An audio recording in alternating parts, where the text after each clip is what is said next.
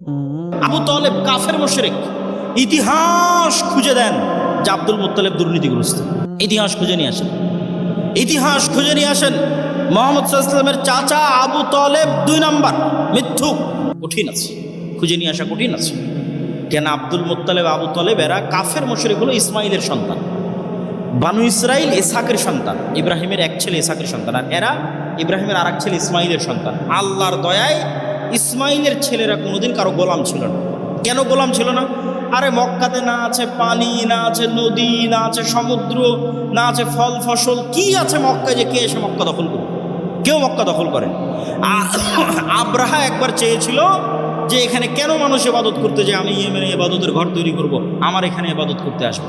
তো ওখানে মানুষ ইবাদত করতে যায়নি, তো কাবা ঘর ভাঙতে গেছিল আব্রাহা একবার। তারপরে কেউ ইসমাইলের সন্তানদেরকে কেউ গোলাম বানায়নি। এই জন্য ইসমাইলের সন্তানেরা অধিকাংশই, 2-1 জনের কথা বলা যাবে না, অধিকাংশই জন্মগত মিথ্যা ধোঁকা জানত। তাহলে কি দাঁড়ালো বানু ইসরাইলের সামারি আর মুহাম্মদ সাল্লাল্লাহু আলাইহি ওয়াসাল্লামের বাপ দাদা আর বানু ইসমাইলের সন্তানের সামারি? যে গোলামি করে, গোলামি থেকে কি স্বভাব আসে? দুর্নীতি, 2 নম্বরই, ধোঁকাবাজি, মিথ্যা। আর যে নেতা, যে নেতৃত্ব দিবে, সে মিথ্যা জানে না, সে দুর্নীতি জানে না,